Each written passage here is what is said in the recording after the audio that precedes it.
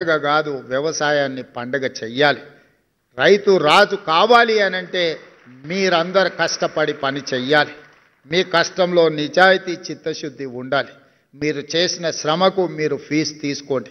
తప్పులు చేయడం ద్వారా ఒక రైతుకు అన్యాయం చేస్తే అది మన కుటుంబ సభ్యులకే మనం అన్యాయం చేసుకున్న వాళ్ళం అవుతాం.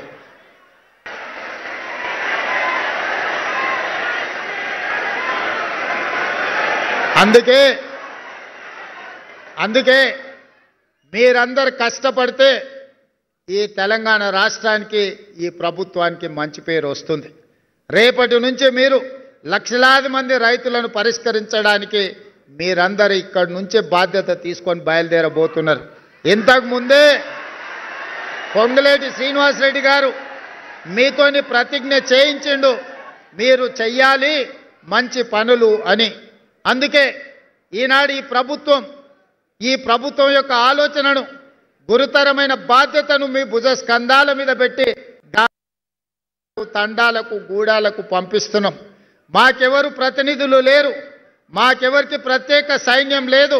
మా ప్రతినిధులు మీరే, మా సైన్యం మీరే. రేపు తెలంగాణ పునర్నిర్మాణం చేసేది మీరే. తెలంగాణ పునర్నిర్మాణంలో మీరు భాగస్వాములు కావాలి. మీరు ఈ తెలంగాణ రాష్ట్రాన్ని అభివృద్ధి చెయ్యాలి. మీరందరూ అందుకు సిద్ధమేనా? మీరు తెలంగాణ అభివృద్ధిలో భాగస్వాములు కావడానికి సిద్ధమేనా? సిద్ధం అనుకున్న వాళ్ళందరూ పెద్ద ఎత్తున చప్పట్లు కొట్టడం ద్వారా 4 కోట్ల ప్రజలకి సందేశాన్ని చేరవేయాల్సిందిగా తెలియజేస్తూ మీ అందరి దగ్గర సెలవు తీసుకుంటున్న ధన్యవాదాలు మిత్రులారా.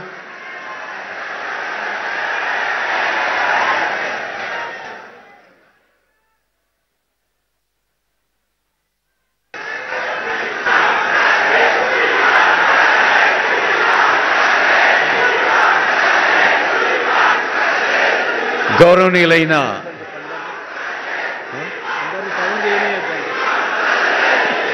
మీ ఆనందానికి